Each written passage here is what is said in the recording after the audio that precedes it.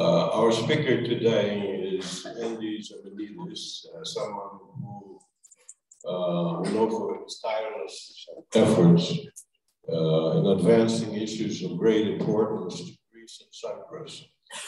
He's credited for policy changes of the U.S. and has helped that have helped Greece and Cyprus deal with Turkey, which continues to be a threat to both countries. Endy is the executive director of the Hellenic American Leadership Council, known as HALC, a national Greek American advocacy organization. He oversees staff and fellows in Chicago, New York, and Washington, D.C., and leads the organization's advocacy efforts at the federal, state, and local levels, as well as HALC's public education programs. Endy is in the leadership circles of the Chicago Council of Global Affairs, where he also was one of the council's emerging leaders fellows. He serves as the senior advisor to the Secretary of State of Illinois as a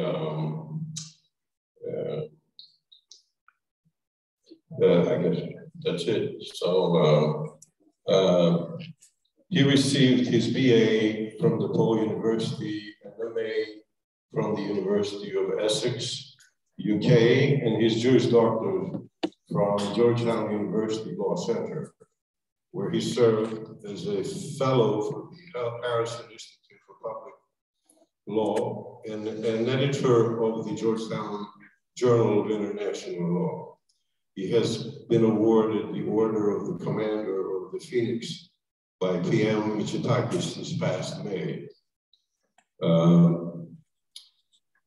The title of today's lecture is U.S. Greece Relations and the Provocative and Aggressive Stance of Erdogan's Turkey against Greece and Cyprus. I'd like to ask Endy to start his talk. The podium is his.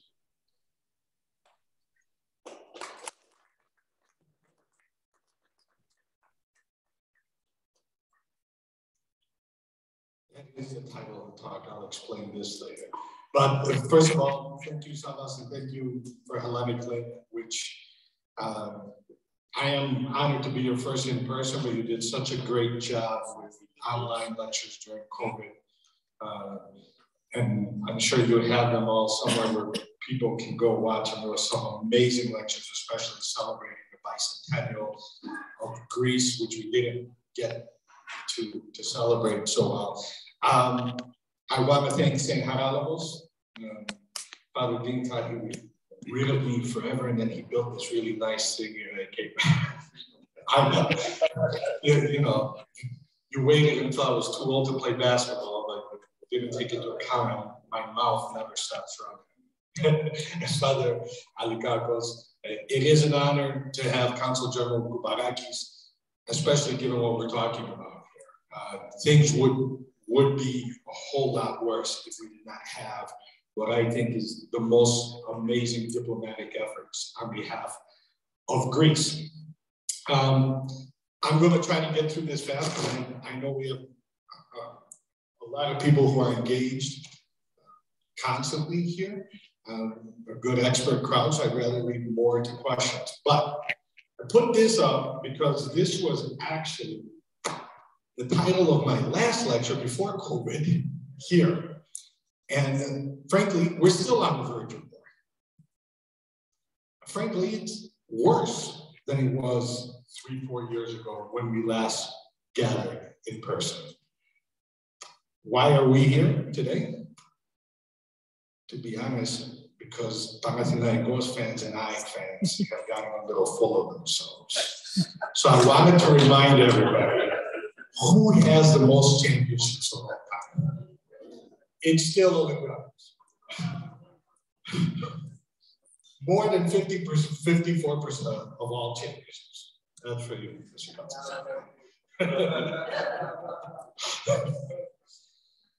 This is what we are. Greece has a neighbor. We Americans have a NATO ally that has literally become our language. This guy, now with Typhoon, I'm sure you've heard this threat. I don't know, do we need to turn off the lights so people can see this? How? Hold on. Oh, good. That's fine. So I'll go backwards, but over here, there's a missile that Turkey has, the Typhoon.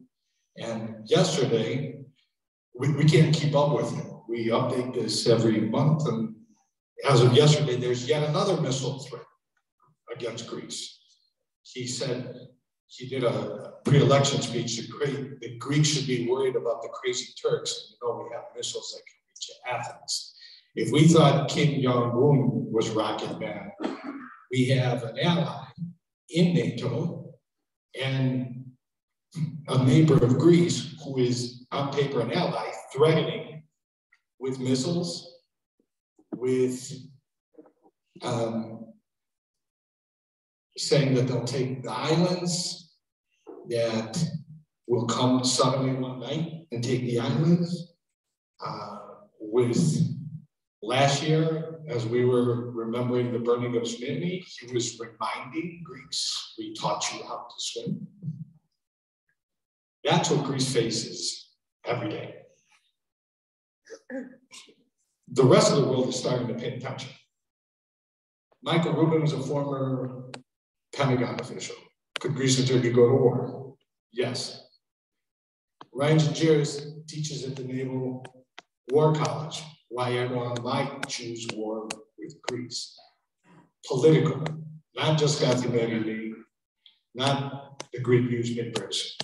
Everybody is taking this very seriously. There is a great book for people who want a nice primer on international relations. This guy, Tim Marshall, who was a BBC journalist, wrote a series of books about geography. And his last one, The Power of Geography, 10 Maps That Reveal the Future of the World. Maps 5 and 6 that reveal the future of the world were Greece and Turkey. Now, thinking about geography and thinking about the threat that Greece faces. And I know sometimes we lose track of it here in Chicago, especially because we're mostly Peloponnesian, right? And 1/3 of Greece's population may be in Athens, but we have more than 6,000 islands. Nowhere in Greece is more than 60 miles from water, nowhere. 700 miles of land border, but the majority of Greece's border length is maritime. In fact, the CIA World Factbook, when it ranks countries by maritime borders, Greece is the 11th largest country in the world. The population, as I said, 1/3 is in Athens, but there are 600,000 people in Crete, more than 100,000 in Rhodes. We have 21 islands with populations between 5,000 and 50,000. 32 islands with populations between 1,000 and 5,000. Even 32 islands with around 100 people. That is all sovereign territory. That's all territory that has to be defended, and that's all territory that's presently being challenged. And not with just, you'll hear a lot of people tell you it's just pre-election rhetoric. No, it's not only pre-election rhetoric. Every so often, they file a letter at the United Nations legally challenging some of Greece's sovereignty. They say, well, Greece did this, so Samos's, Chios's, Rhodes's sovereignty is in question. Now, I bring up this picture because this is kind of the landmark change of policy. This was a few years ago. This here is the Eastern Mediterranean Security and Energy Partnership Act. I also bring this up because sometimes we lose focus. And yes, this guy right here, Menendez, is our Michael Jordan, right? But these guys play a Scottie Pippen and Dennis Rodman role too. Greek issues are bipartisan. Jim Risch, everybody hears about Menendez's hold on the F-16s, but Jim Risch has a hold on the F-16s as well. So Greece, like Israel, has a bipartisan consensus of bipartisan friends. In that act, Section 211 required that the Secretary of State submits to the appropriate congressional committees reports listing incidents since January 1st, 2017, basically the violations of Greek airspace. Now that report came out and showed us nothing because they classified the appendix. We wanted this out there so the world would know what they're doing. This is what Turkey has in mind. Who has seen this man before? This is the Mavi Vatan doctrine, the blue homeland. Turkey believes it has jurisdiction over all of this. So they are in effect claiming jurisdiction over close to 1 million Greek citizens, over Crete, over roads. Do you all remember a few years back when at the Field Museum, they had the Greeks from Agamemnon to Alexander the Great? Who remembers what the first part of that exhibition was? When you walked in, what was the first part? It was the Aegean. Okay. Greek civilization literally started in the Aegean. The Mavi Vatan proposes to end it in the Aegean. Before I go there, so we have a record kind of tension that we have not seen since 1974 in the Aegean. And Erdogan said, it's Mitsotakis' fault. It's Prime Minister Mitsotakis' fault. He said because he went to Congress in May and he criticized Turkey. So they have successfully sold the story that every time the Greeks talk up, we do something in response. Well, no surprise, he's a liar. Mitsotakis spoke in May. These were the violations, the 4 months before, the 2 months before Mitsotakis spoke. The 4 months before Mitsotakis spoke. And you can see the year-on-year violation.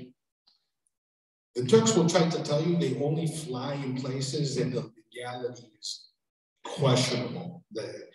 And we can, I'm not going to bore you with the details, but they say Greece has internationally recognized 6 mile airspace. Greece claims a 10 mile airspace. We only fly in that 4. They're liars. They lie.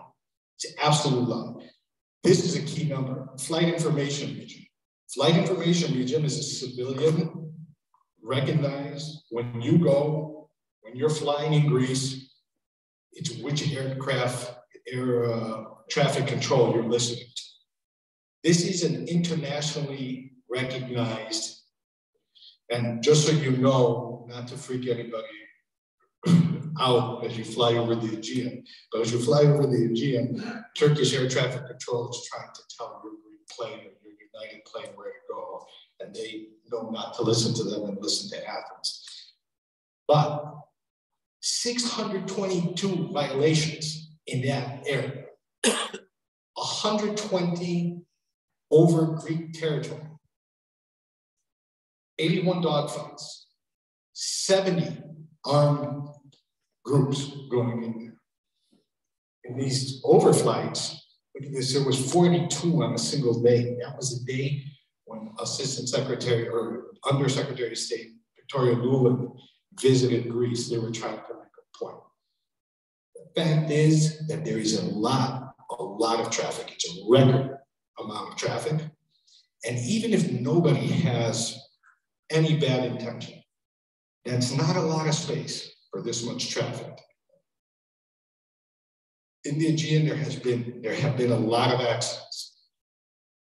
And I am more worried about an accident and how people will back off of that accident than I am about a planned operation. But that's just way too much traffic.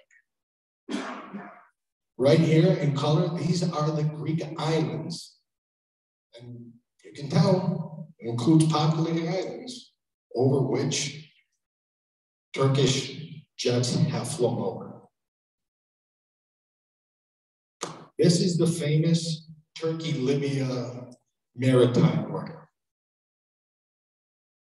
Now, Turkey, which, not to get into too much detail, but Libya, since Gaddafi has not had a single government, it's basically two countries.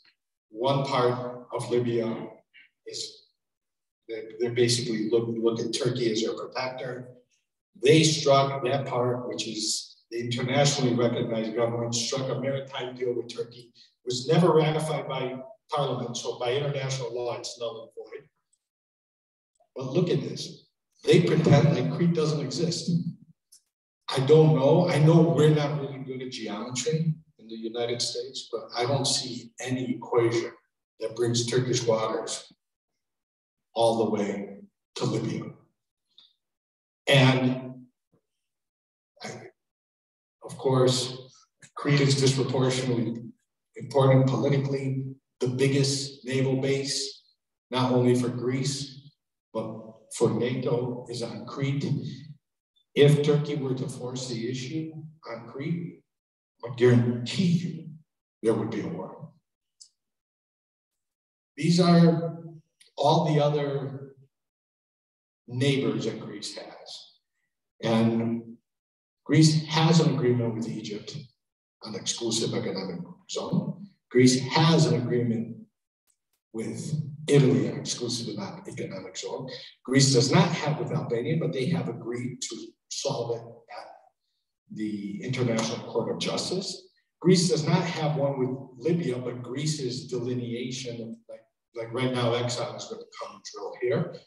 It's based on maps that it has already agreed on with Libya. Cyprus has with Israel, has with Lebanon, has with Egypt. Turkey is like the skunk at the garbage truck.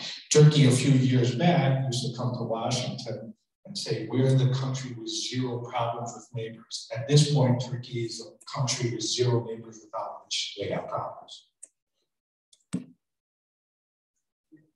This is for Justin. What can you do, right? You can join the New World Order.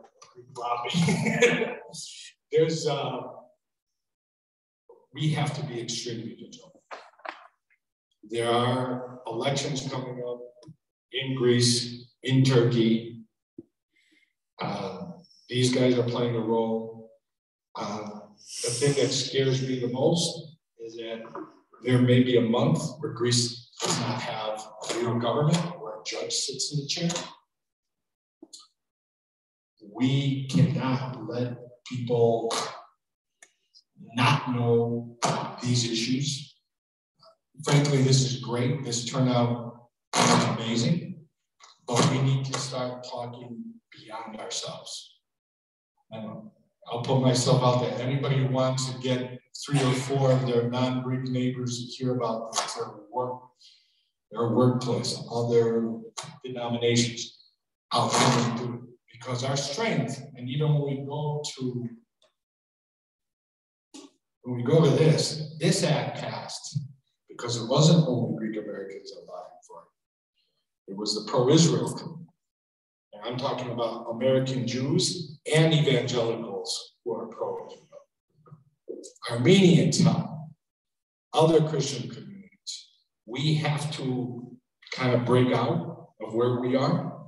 I pointed out my friend Justin and the crew from Really American who have provided a great service on the No Jets for Turkey campaign. We have to engage other communities because what we watch, the run-up, what you're hearing from Erdogan, the troop movements that you see, all of this is eerily similar to January of 22, what was going on between Russia and Ukraine. Okay. Now, the good news, Greece is not Ukraine. If they take it, I'll tell you something that's public. I won't tell you the stuff that's private, but I can tell you the public stuff, and the Council General will freak out. There is a scenario that people are worried about, that a rocky island will be taken like India. The Greek military's doctrine right now is that Rocky Island will cease to exist a half hour after it's taken. We will not fight to get it back. We'll blow it out of the water. If they start taking population, Greece will strike population centers in Turkey. Nobody wants to go there, but that's what's going to happen. And frankly, with everything else going on in the world, you don't know how it can get out of control. But I'm sure people have more specific questions. So I gave you the kind of background, I'll take your questions. Should we get them away?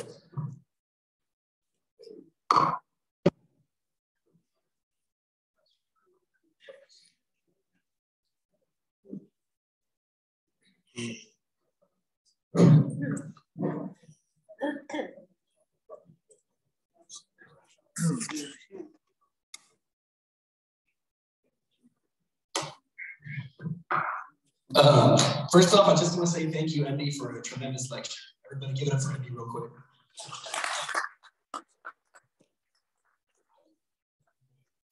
Given your experience in Washington, I'd be interested to hear your perspective.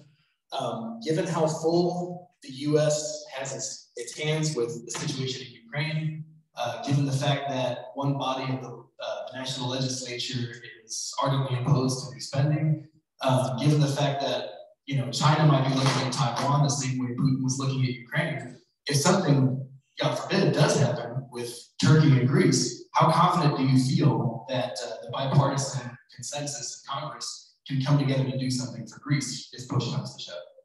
So, confident only in that the stakes for this going out of control are really high for the United States. Okay. Right now, Greece and Turkey, and this is why they came into NATO together, are key in keeping the Russians stuck in the Black Sea. Right. If you have a war here, first of all, Russia would be like Christmas for Russia, a war within NATO. NATO would be destroyed. Right now, they're trying to figure out how to expand NATO, and if you have a war within NATO, like, who cares? And frankly, then you may have a point where the EU has to take actions against a NATO member, because Greece is an EU member and Turkey is not. Congress, I think Congress, not I think, I know Congress would react only because Greece's best friend holds the gavel at the Senate Foreign Relations Committee. But there is no question, I was just in DC, the State Department was like, we are going to try everything to avoid conflict. But going back to the Gingeris article, this guy, you all should read him. Just Google him and read him. He actually, poor guy, is now being attacked in Turkey for being Greek. He's not. He's learning Greek, but he's not. He is historically, and Ruben as well. The biggest shift in DC is all the people who are Turkey experts, who are now like, no, these are bad allies. Even opposition. One of the things that the Turks have done, and it's like almost like self-goal, do favors to us, is they constantly attack thought leaders in the United States, right? And these guys have pen, and they have, what's the whole adage? Never fight with people who have an endless amount of ink. Both of these guys write multiple publications. So when it comes to Ruben, that's a former Pentagon official who teaches still in the United States military. They're investigating him. Henri Barkey at the Council on Foreign Relations, who was a Turkish Jew, right? Who State Department policy planning staff. They're prosecuting him in absentia for supposedly orchestrating the coup because he happened to be in Turkey at the time of the coup. This is actually the best story. They said that he brought Scott Peterson. Remember Scott Peterson, the murderer who killed his wife? So they said that he was hosting a conference, a think tanker conference. And the international relations correspondent for the Christian Science Monitor, his name is Scott Peterson. So the Turkish authorities, in their indictment of him, said he brought Scott Peterson. He broke him out of jail and brought him to Turkey to kill Erdogan. And eventually the Christian Science Monitor responded. He said, "You guys are crazy. Scott Peterson goes, no, we have footage from the airport." That's Scott Peterson. So we should check with California. There's a former member of Turkish Parliament, Aykan Erdemir, who's a friend who, when he was in Parliament, he was a big supporter of the Ecumenical Patriarch and religious minorities. They have canceled his passport, taken his pension, all his properties, not a lot, but everything. They've taken his whole existence in Turkey. They've put him on the red notice for Interpol, sentenced to Enes freedom or Enes Kanter. So this is kind of a very crazy. This is special Iran type crazy regime that they become.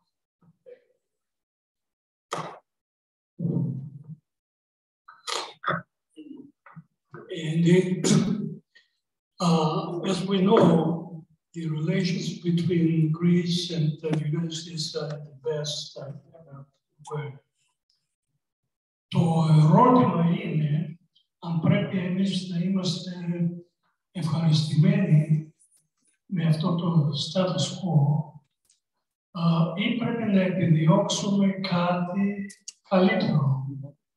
Νομίζω πως είναι απαράδεκτο τη στιγμή που ο Σουλτάνος μας φοβερίζει ότι θα έρθει μια βραδιά στα νησιά μας, ότι αν δεν κάνουμε αυτό που θέλει αυτός, θα μας επιτεθεί. Επίσης, όταν κάνει ό,τι θέλει με τις κυρώσεις, με τη Ρωσία και άλλα τόσα, και αυτό που ακούμε από την Αμερικάνικη κυβέρνηση είναι η Ελλάδα και η Τουρκία είμαστε σύμμαχοι και δεν πρέπει να χρησιμοποιούμε τη γλώσσα ή τις φοβέρες. Αυτό που πρέπει εμείς να επιδιώξουμε είναι να προσπαθήσουμε να πείσουμε την Αμερικάνικη κυβέρνηση να πάρει θέση. So, to translate for those who don't speak Greek, he said that we have the best bilateral relations ever, but should we be dissatisfied with the status quo, specifically pointing to statements from the podium in the State Department that every time Erdogan threatens, the response is Greece and Turkey are both allies and they should discuss problems. So it's great coverage. I'm telling you, you have to watch the statements yourself. Don't listen to what somebody decides to report. So first of all, know the role of a spokesperson. If you've seen a spokesperson, especially a State Department spokesperson, they've called, for example, Pakistan a good ally for yours. When somebody is an ally on paper, they call them an ally. But what's interesting is what they have added the last 2 years. They say, we would prefer our two allies find diplomatic measures, right? What did they add that we never heard before?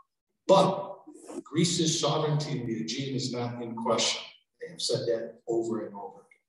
Greece's sovereignty is not in question. Now, I think I put this Remember when I said these 42 on one day? Now, Dr. Papadopoulos would know, you know, when it used to be, we would hear the name Victoria Nuland and everybody's. Victoria Nuland, who nobody ever expected it, went on TV, on air, and condemned this. Every time, I don't know why you're shaking your head, but that's what happened. And no, they say, of course they're not. There's no, δεν υπάρχει αμφισβήτηση για την κυριαρχία της Ελλάδας, που δεν το έχουν πει. Και όχι μόνο αυτό, άσε τι λέει ο spokesperson. Το καλοκαίρι, όταν στείλανε υπερπτήσεις προς την Αλεξανδρούπολη, sorry guys, when they flew towards Alexandroupolis, do you remember what happened 2 days later? After the Turks went there, what happened 2 days later? An American frigate went and stationed itself there for basically a week. Interesting point, Alexandroupolis ran out of an egg for 2 weeks. Ran out of eggs for 2 weeks. Do you think that was coincidental, that American frigate came in? A month later, they said something about Crete, and we had a surprise visit by an aircraft carrier. When Secretary Pompeo wanted to make a point, do you remember Pompeo's last trip to Greece? He didn't go to Athens. He went to Thessaloniki, Alexandroupolis, and Crete. And when he went to Crete, he announced that Suda was going to be expanded. It was also going to be the only place in the region, in the whole Mediterranean, not just Eastern Mediterranean, where a marine expeditionary ship. America is actually, you might not like the statement, but as an American, we're putting American soldiers in the line of fire right now. That's a signal. We're putting them in the line of fire. And also, let's not lose this fact. In the last 4 years, how many American weapons has Turkey got? How many new military agreements has Turkey got? We got MDCA, we have 5 new bases. Alexandroupolis has become more, right now because of Russia, more important than Sudan. And again, maybe even Dr. Papadopoulos can tell you, at a point where we fought so much for the Balkans and importance, northern Greece is maybe even more important in American eyes than Athens is. So I see a substantial change in policy. I think in terms of, I wish they were sending stronger signals, but I also believe that there's a large chunk of the American government that is, let's not become an election issue so Erdogan can lose. If they really wanted Erdogan to lose, I would suggest other moves, but they do want Erdogan to lose.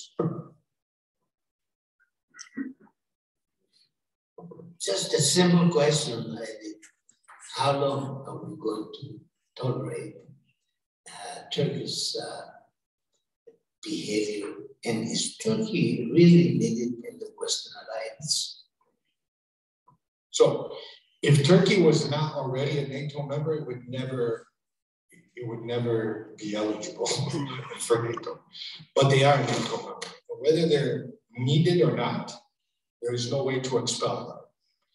And as much as there's this, like Turkey might decide to leave NATO, Turkey will never leave NATO. Will never leave NATO because NATO is a form of leverage. They don't comply with what NATO wants anyway. They have a free. But the number one reason they will not leave NATO is because the day they leave NATO, his boss will invoke Article 4, not Article 5, but Article 4, so all the foreign ministers have to come together to discuss Turkey. And then we have Article 5. How long will it last? Let's see what happens in the elections. I'm not because I necessarily think Kilicharoğlu or anybody else is better, but I want to see Erdogan lose, because a coalition would be different than a strongman. A government, we know better than anybody that in Greece, from Greece's experience, an IMF program changes the politics of the country. And the next government will have to take an IMF program. And when you have a coalition, you have a chance for the HDP or whatever party the Kurds are going to have, Osman Kavala, and the Erdemirs of the world to come back into government, people who don't have that hostility towards Greece. I think it will, even if Erdogan loses, it'll be a while before we find that balance. But if Erdogan is in there, it's going to be like Ukraine facing Russia for a long time. Thank you and congratulations for everything you do. Now, two arguments we can use against the United States government giving the F-16 to Turkey. One, we already talked about indirectly. The best thing for Russia to win the war in some way, Ukraine, is to have a war between Greece and Turkey, with Greece losing the war. The best way to avoid this war that will be destructive to NATO is to have Turkey weakened militarily. If they are strong by getting the F-16, they may actually do a war. If they are weak by not getting the F-16, they may rethink and do not do the war. So that is one argument we can use, I think. But the second is something that I didn't hear anywhere before. The US stopped selling the F-35 to Turkey because of concerns of leaking of technology and secrets, etc., from Turkey to Russia, for example. With what logic are we going to sell them the newer F-16s that may not be as advanced as the F-35s, they're one step under? So do we trust the Turkish-Russia relationship with F-16 high technology, but not with F-35, or we should not trust them with anything? Thank you. Actually, that's the argument both Senator Menendez and Senator Risch make. They say even though there are some analysts in Greece and one guy who speaks about who belongs in another Ibukio and goes on TV and stuff. Menendez has never said my only condition is Greece and Cyprus. He talks about Katza. And Risch and Menendez actually, along with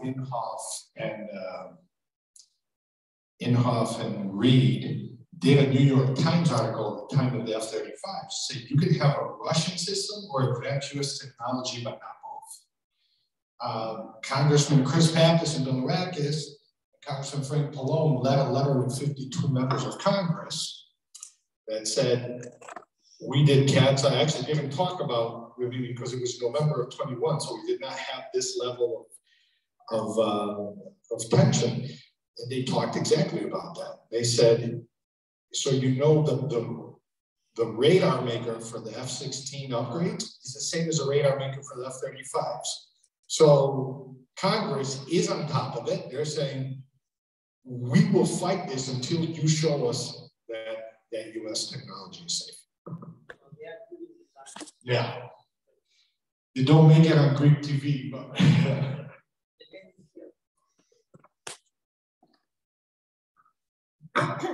Andy, thank you very much for a most illuminating talk. Going back, is that illuminating, Ben? Are you just kissing up? Just because I got to do a letter recommendation for your daughters? Is that it? Separate and apart from the political situation, requiring Erdogan to be reelected, how much of this belligerence, this increase in belligerence, is due to the fact that the United States is playing ball with Turkey? Oh, it's huge. Actually, if you look at the Turkish right, so Erdogan has said something that really, I shaved my head so I couldn't raise my hair, but I raised my eyebrow. He said Greece is a stunt man in somebody else's movie.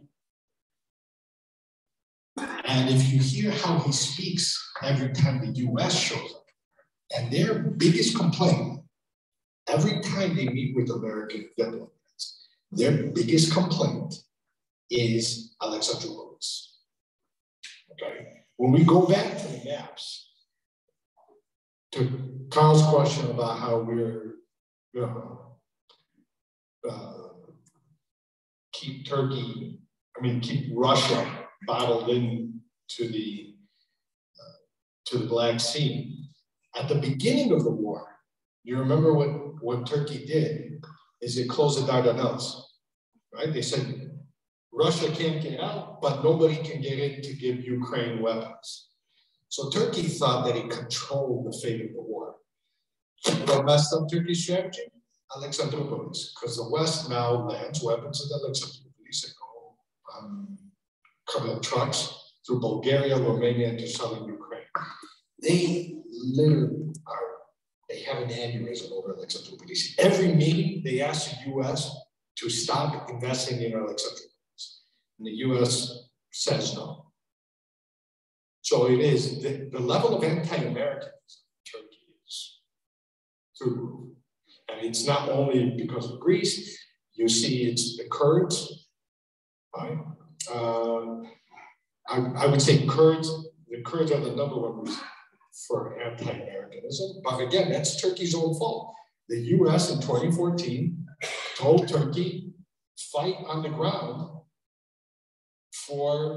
against ISIS. They said no, the Kurds said, we'll do it. And every once in a while, Turkey has some kind of, you guys remember the famous thing where, I don't know, honestly, I don't think he knew what he was saying. When President Trump told him, fine, we'll leave Syria, right, to Erdogan. And Erdogan was stunned, he didn't know what to say. And then, man, it's squeal red and we never really left. But if you see what they are most concerned about, it's the Kurds. And the second is the presence of Fethullah Gulen here in the United States. They've been trying to bribe, they had bribed Michael Flynn to kidnap. They spent their diplomats here. His counterpart of the Turkish consulate, he's not here to do diplomacy. He's here to hunt Gulenists because most of the Turks in the Chicagoland area are Gulenists. And this is why, I don't know if you saw it, with Hannes Kanter on his freedom, he put a $500,000 bond on his head. He's an American citizen now, and they put a bounty on his head. So there's a lot of reasons for anti-Americanism, but we're in this vicious cycle because Turkey's not reliable. So the US needs to, for example, invest in Greece, in Alexandroupolis, to secure its war aims in Ukraine. It needs to invest in the Kurds to secure Syria. It needs to open up, as it did, investments in Cyprus, the Cyclops Center, lifting the arms embargo in order to lock the Russians out. And every time the US does this for its own interests and Western interests, that reinforces anti-Americanism.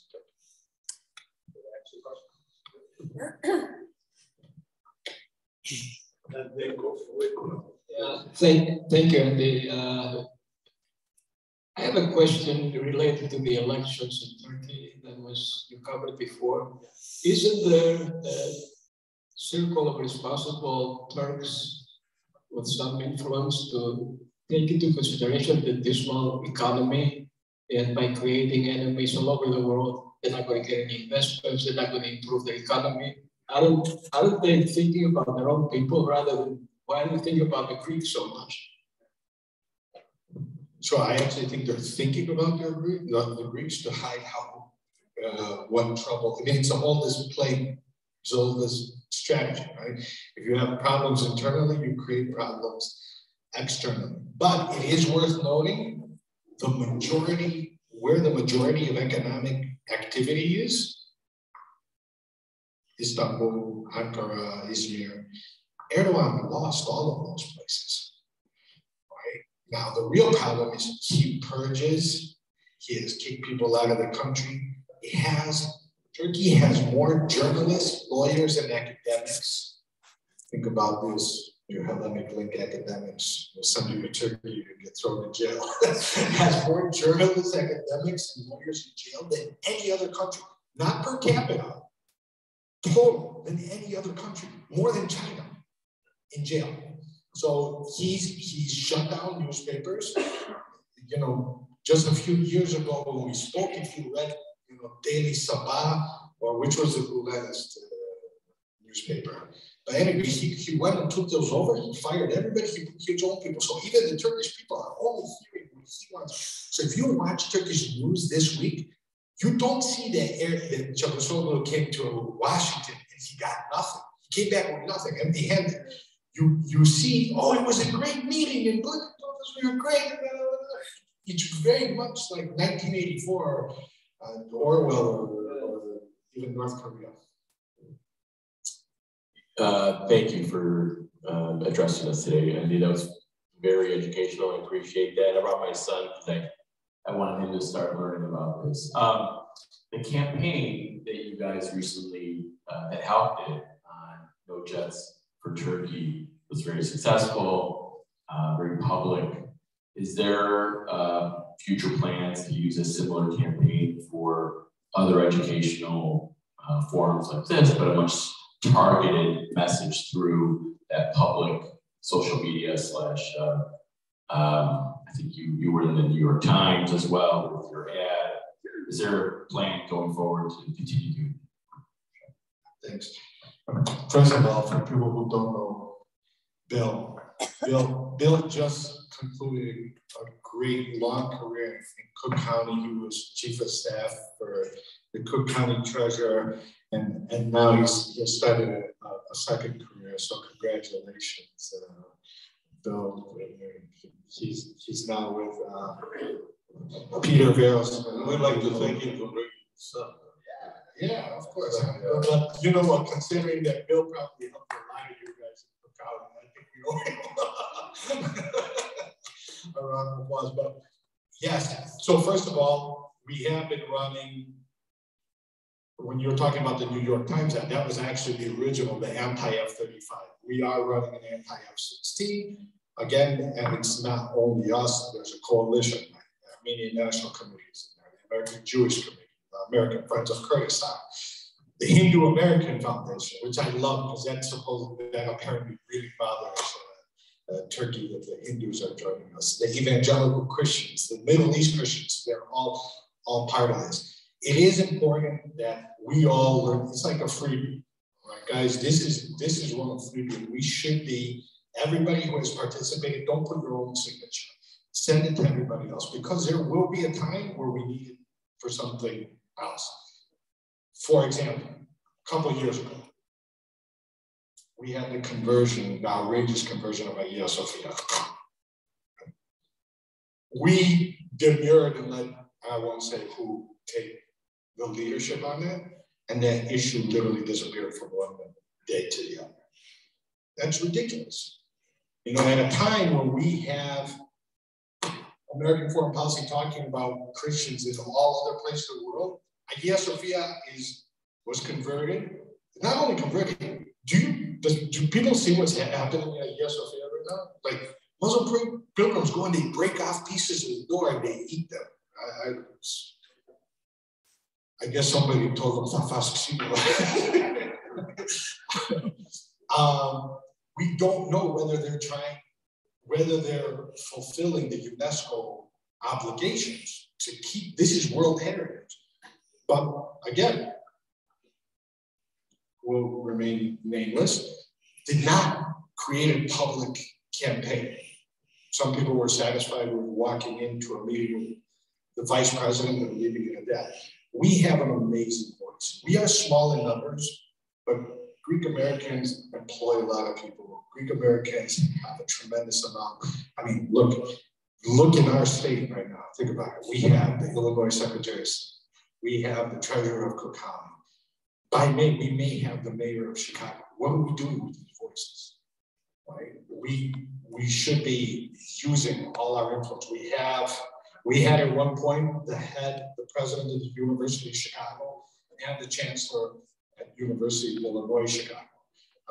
So we should be spreading the word and not keeping it just to ourselves in lectures.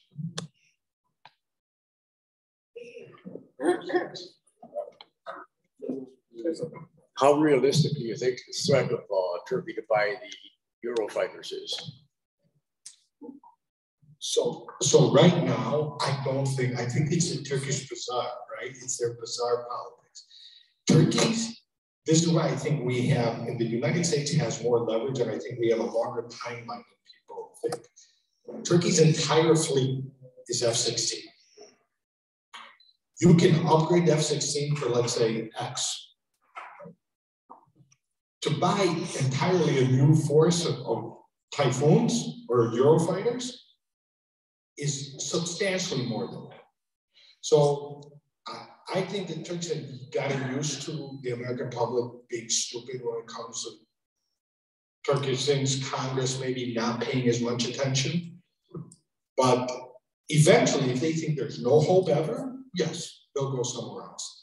But Turkey has expended billions in its domestic production. If they buy a Eurofighter, that domestic production is based on American technology. They're going to have to go down to zero. So when I was talking about Michael Rubin is a clear and consistent voice saying Greece should be given a qualitative military advantage. Greece has right now a qualitative military advantage because Greece has already gotten, it started receiving its upgraded F-16s, and we have the Rafales. Now they're looking at 28, right? Because in 28, given the now being negotiated deal, Greece may also have 20 to 40 F-35s. If Turkey switches from F-16s to Eurofighters, by 28, Greece will have both a qualitative and a quantitative advantage. So I think Turkey's going to do whatever it can to at least close that gap, which means that I think we got another year for this F-16 debate to play out. Okay, yeah, I have two questions. Sure, I got two answers. Okay, great. Why is Turkey voting against Sweden joining NATO? And the second question is, the whole world is concerned about a country, Russia, invading Ukraine and occupying it, but nothing about a NATO country occupying Cyprus. Invading and occupying Cyprus, not a word is being spoken about. So, one on the second one, because as many people here know, I'm of Cypriot origin and I was a baby there. I lost my home. That's not necessarily true.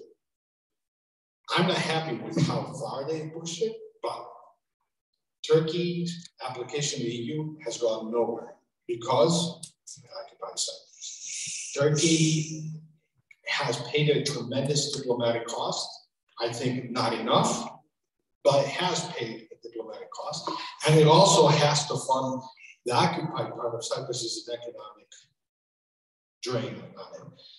I will also say, kind of as we have to look and reflect on ourselves, up until President Anastasiadis, Cyprus was playing non-aligned. What's non-aligned? If you ask the people who don't have gray here, ask them what the non-aligned was. It was 2014 and we were still in the non-aligned. Castro was still alive and Gandhi and Nehru was still alive.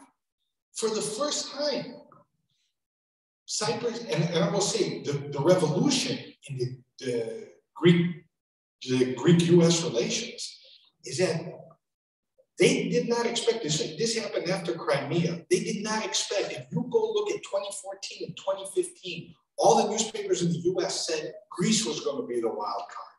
Greece was going to veto sanctions on Russia. Greece was the weak link in NATO. And then Greece ended up being the strong link in NATO. And now Cyprus is going along. Just 2 or 3 weeks ago, and the fathers can tell me, everybody was ready. Well, Cyprus is going to choose a pro-Russian archbishop. And Cyprus didn't choose a pro-Russian archbishop. Cyprus is going to choose a pro-Russian president. They're not going to choose a pro-Russian president. In fact, for our Cypriots here, we're going to make history in a couple of weeks. Cyprus is going to have both an archbishop and a president from Paphos, so we can no longer do the jokes, Kypros, Paphos, Enosis. Paphos will finally officially be part of Cyprus. The second question was, why is Turkey voting against? Oh, because Turkey, again, everything is transactional. First of all, Sweden has always been very pro-Kurdish. But Turkey is transactional. Turkey will not provide anything on principle. If you think of our own patriarch, every time they give more religious freedom to the patriarch is good for Turkey's image, right? It shows them tolerant. But every time you discuss with Turkey, give something more to the patriarch, they said, do something about the mosque in Athens. They deal with everything. They don't do everything. At least in their lives. I have a question from Dr. Zanos, who is attending us remotely. Konstantin Zanos asks, from your interactions with the Biden administration, who are the prevailing players in the formulation of policy concerning Turkey, Greece, and Cyprus? Is the president, the Security Council, the State Department? What is the position of each of these players? I'll put him on the speech mode if he wants to ask any more questions. Thank you.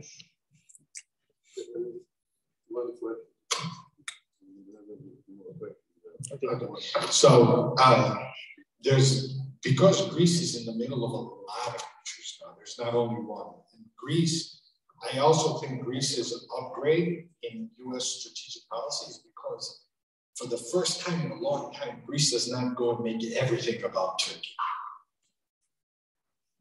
Greece now is the most important country in the Balkans. 5 years ago, the Balkans were making meetings and cutting off Greece. They were closing, in 2015, they were closing the northern border. They were having the Visegrad group. So one, it depends on the question, it depends on the issue. The Pentagon obviously has a big say because of the MBCA, because Greece is a very important, critical ally, not only in the war or the battle against Russia, but even to the south. Go back to that Pompeo visit. Think about a foreign minister not going to the capital. So think about how important Greece is in two different theaters. Of course, State Department, the good thing both with the President and the Secretary of State is he came from the Senate. They are institutional players. And they also know from their experience, Bob Menendez does not only bark, he will bite. He's Cuban, he's more stubborn than any of us islanders. So there is a great interaction with Congress, which maybe the previous president did not have as much respect for.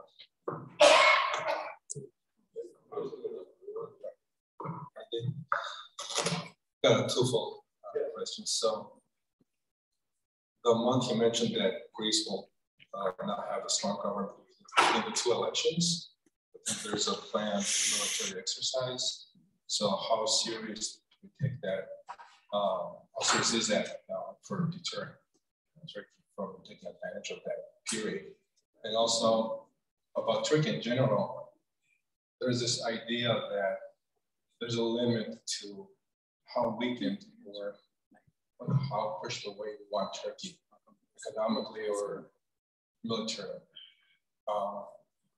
We want a Turkey that's healthy and good neighbor. So what's your thoughts on that? Has anybody doing anything about that? What's the question? So he first asked about the month where, so there's a quirk in, for those who don't know, Greek election law right now. It was changed under Syriza. Typically, the first party gets a 50-seat bonus, right? Otherwise, nobody would have been able to form a government for years. Nobody in Greece gets 50%, right? In this next election, in the first round, there will not be that bonus. There will be straight proportional representation. Unlike other countries that we see have this, like Israel, for example. In Israel, when they could not form a government, Netanyahu just continued as caretaker, or Lapid continued as caretaker. In Greece, if they cannot form a government, the prime minister has to vacate the chair, and the head of the Supreme Court or one of the judges of the Supreme Court takes the chair. So we will have a month unless Madam Gadia is going to finish first, right? Unless PASOK decides, yes, we will form a government right away. They say they won't, but there is a good chance that for a month we're going to have a judge in the prime minister's chair. Now, the good news is the head of the armed forces, General Floros, and all the armed forces chiefs have all been extended. There was a possibility that last week or the week before we were going to have all new military leadership. And if we want to, be scared of a 1922 scenario, that's what happened now. But we're going to have military leadership. There are also some scenarios floating around that Minister Dendias or Minister Panagotopoulos may stay on. I don't know how true that is, but at least the armed forces will be ready. As far as Turkey, you don't want Turkey to fall apart. That's 80 million people next year. If you think we have refugee problems now, imagine all of them trying to escape in Greece. And we want to prevent war, not to have war. I think it was Prime Minister Gahamani said, if we have a war and we lose, we go 100 years back. If we have a war and we win, we go 50 years back. The war is going to be fought on Greek territory.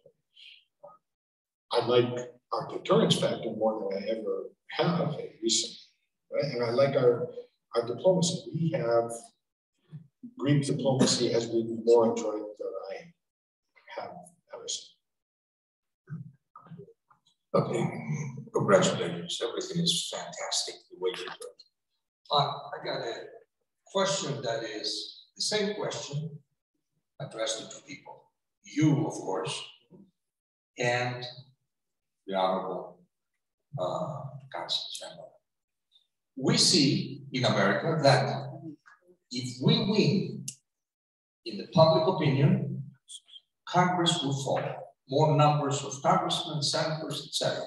Especially now, since we have a divided situation with the Senate and Congress.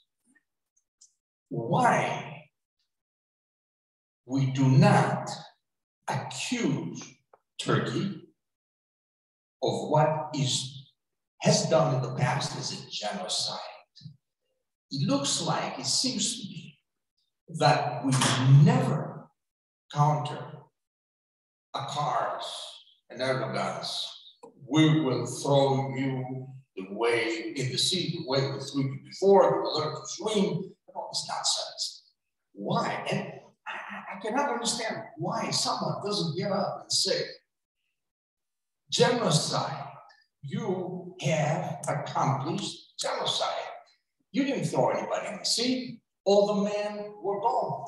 You threw women, children, and old people in the sea, and you drowned.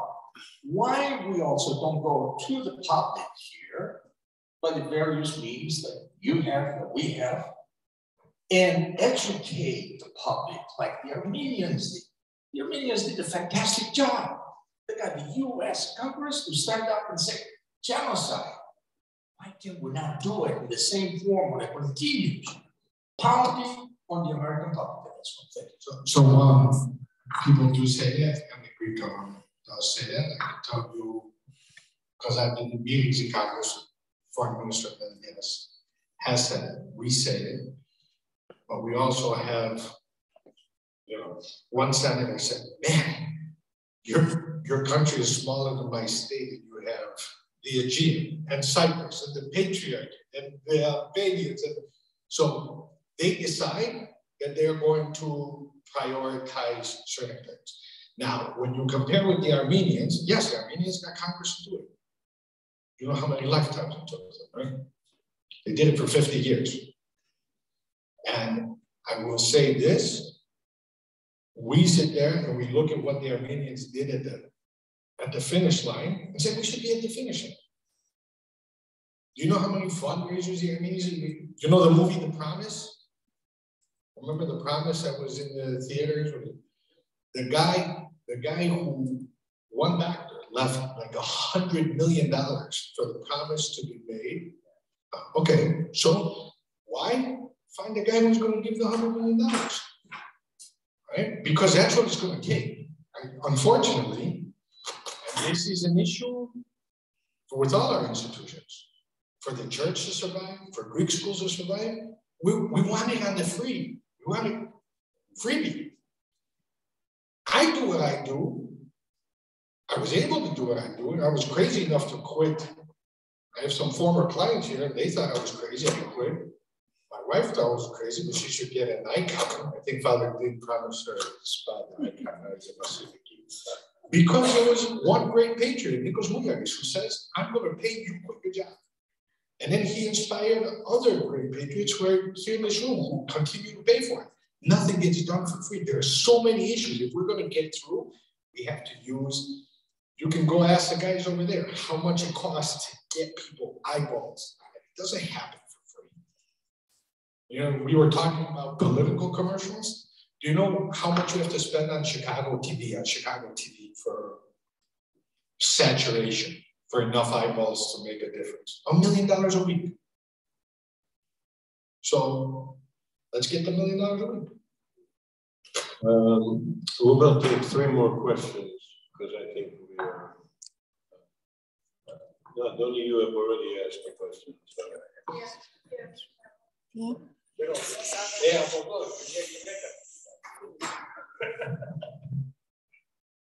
Thank you. Thank you. So, the question is, we'll take a different approach than others. If we miss buying shares of Lockheed Martin. What do I mean by that? Okay.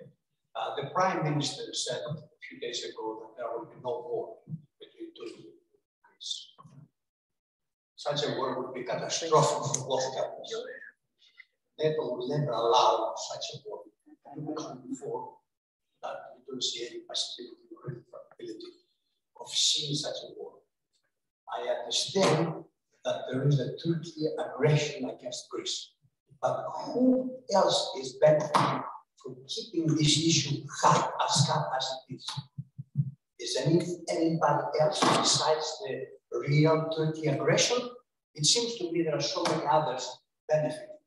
I don't know if you can say things about it. One being. Well, you said Lockheed Martin, right? Russia definitely benefits. I also think there are several, here's one thing we have not talked at all about is China's incursion into the Eastern Mediterranean. One of the great failures of US and Western policy, EU policy, is when they put their foot on Greece's throat to privatize, and then no American bidders went for Piraeus, and now the biggest port in the Eastern Mediterranean is owned by China. And you know the second biggest port in Istanbul is owned by China. And now finally they pressured Israel not to sell Haifa to China. This is why America has grown up, has woken up in terms of Alexandroupolis and is investing in Alexandroupolis. What I did say is that I don't think there is a possibility right now for an intentional war, because Greece has certain advantages that Turkey does not, and are also not, it's out of the norm.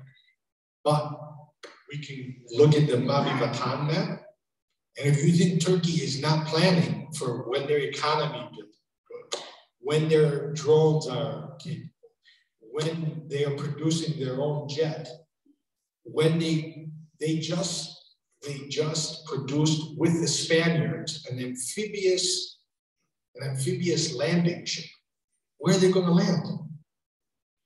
So the fact is, yes, I'm worried about maybe not this summer, except for an accident, but yes, I'm worried about 5 years and 10 years of military planners have to plan.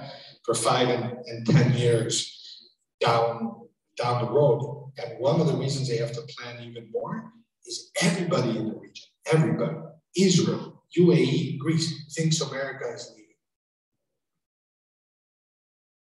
Okay, we have 3 straight presidents. This is not one president.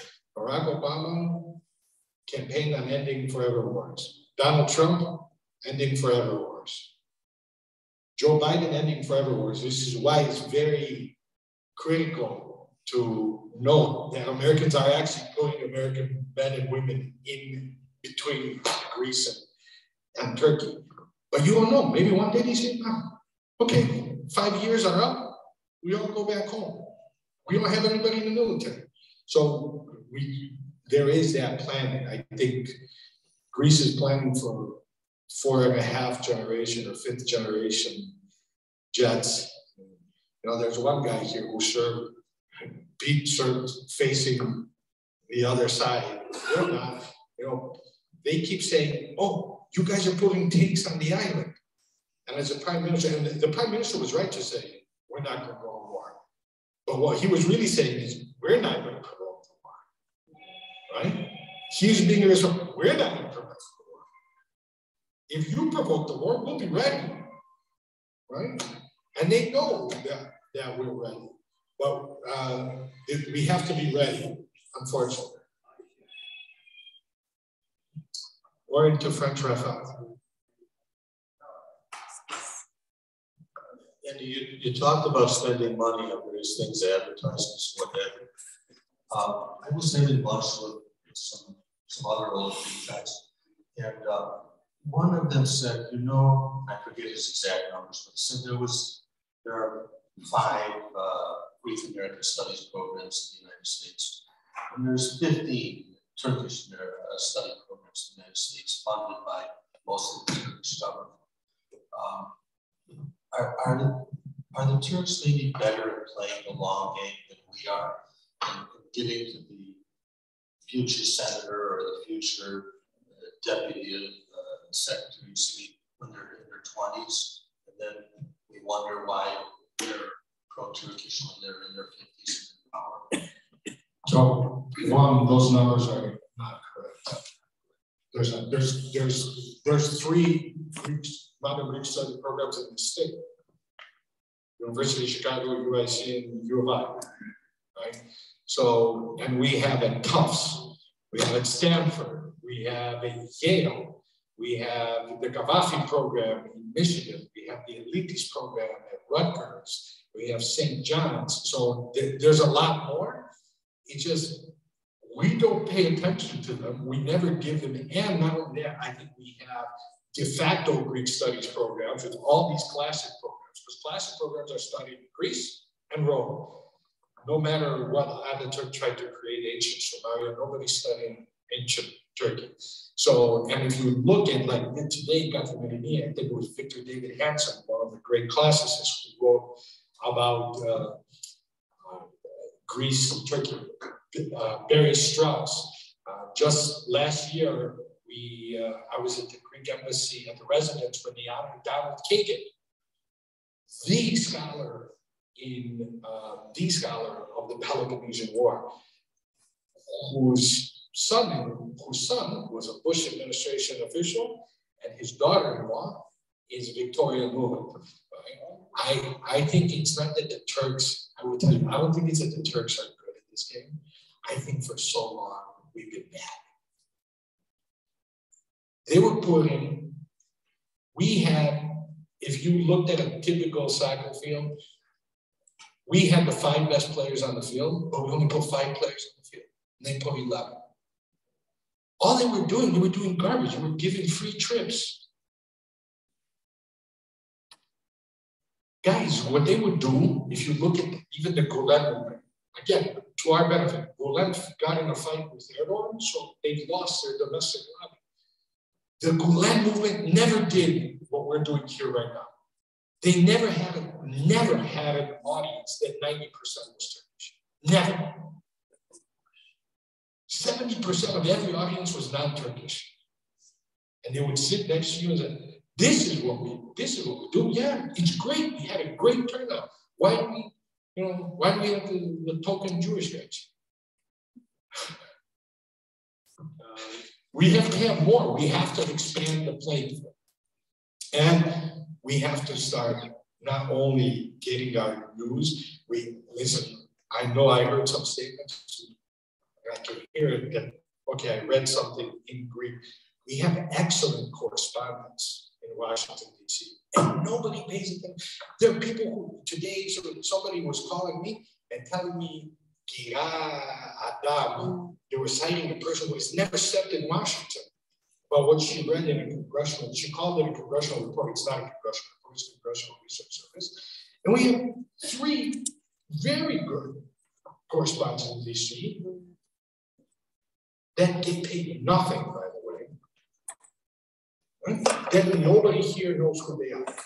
So we have to, now, again, things are changing. 10 years ago, we didn't have any English newspaper. Now everybody in DC at least reads Kathmanini, right? The Congressional Research Service used to put stuff in from the Cyprus Mail, the Famagusta Gazette. Those who know the Cyprus Mail was on like,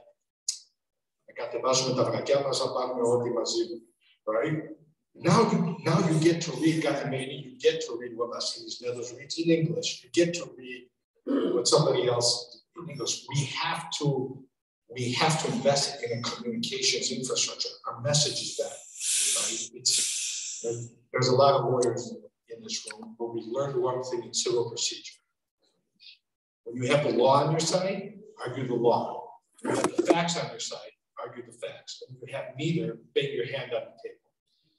We have the law on our side, we have the facts on our side, they bang their hand on their table. So what are we doing wrong when we have those things? We're not talking to people. We're talking only to ourselves. And we're not even talking to ourselves.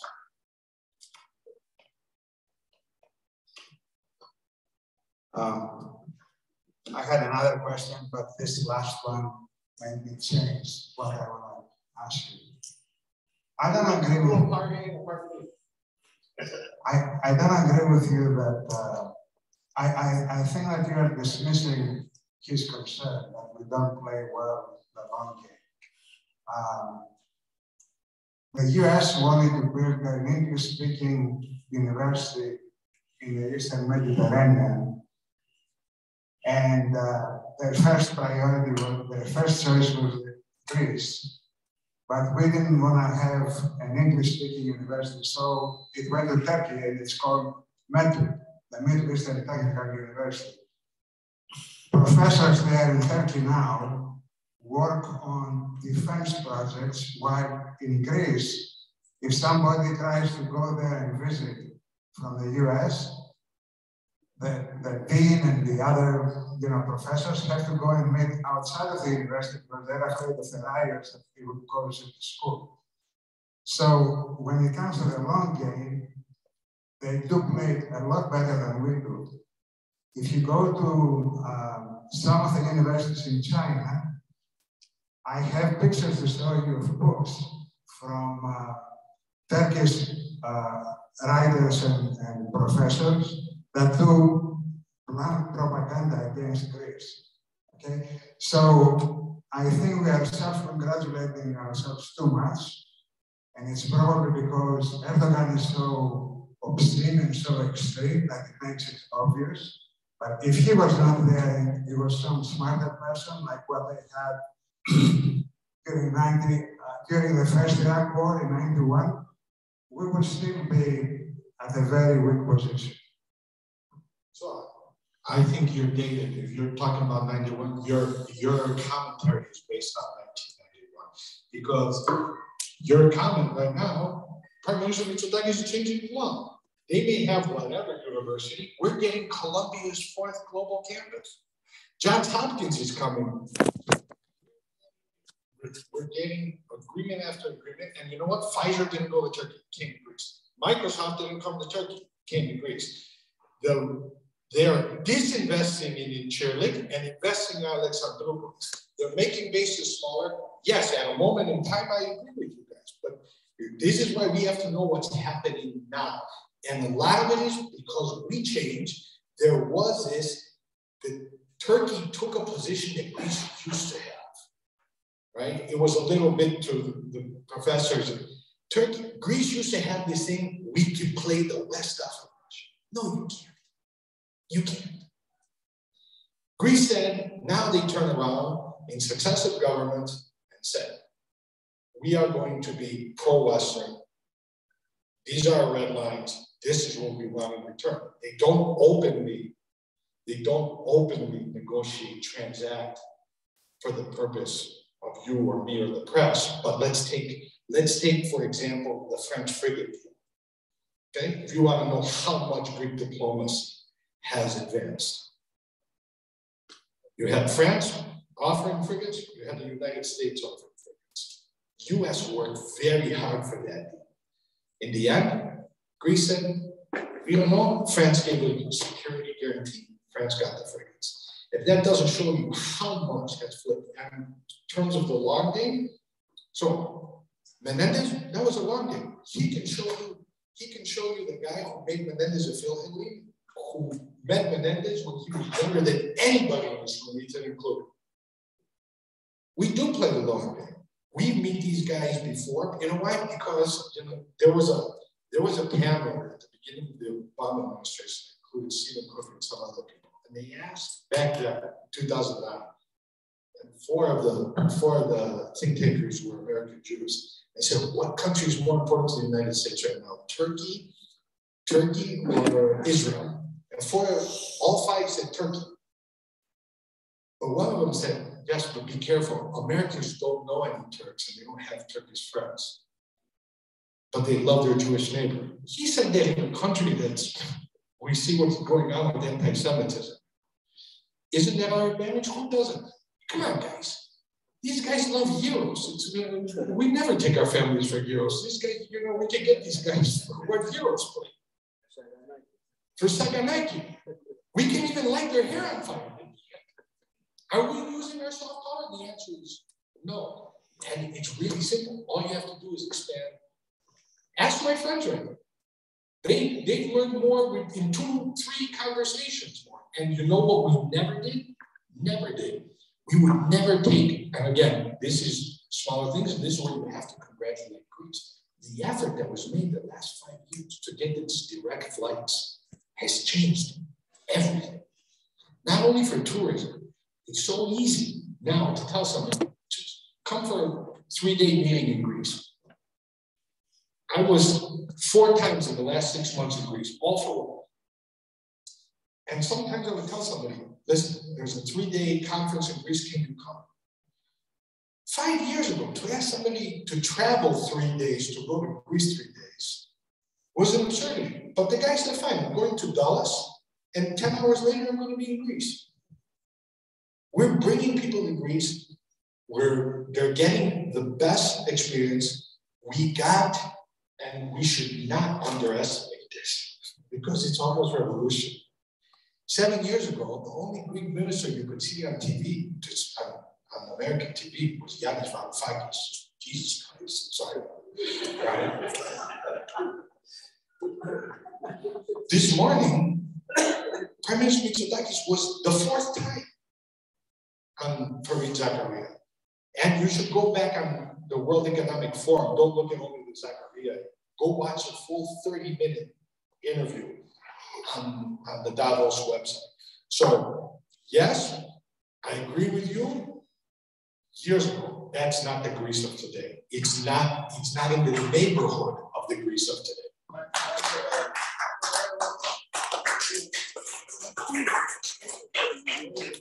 One last question. What do you think? That's not the Greece of today. So a few years ago to now, it's short term. That's what I'm saying. They play the long-term game, in my opinion, much better than we do. So again, yeah, no, they don't. They're fighting. They're putting Americans in jail. Do you know what damage it did to themselves?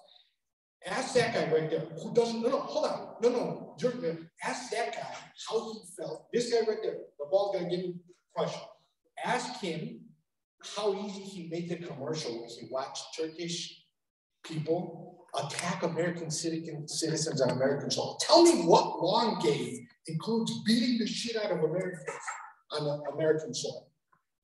We had the Olympics and we had the. That's not American soil. So, okay. You're wrong. I'm right.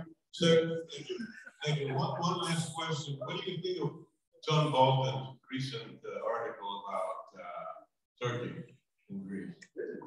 John Bolton, there's this interesting group out there, the Turkish Democracy Project. John Bolton, Jeb Bush is in there.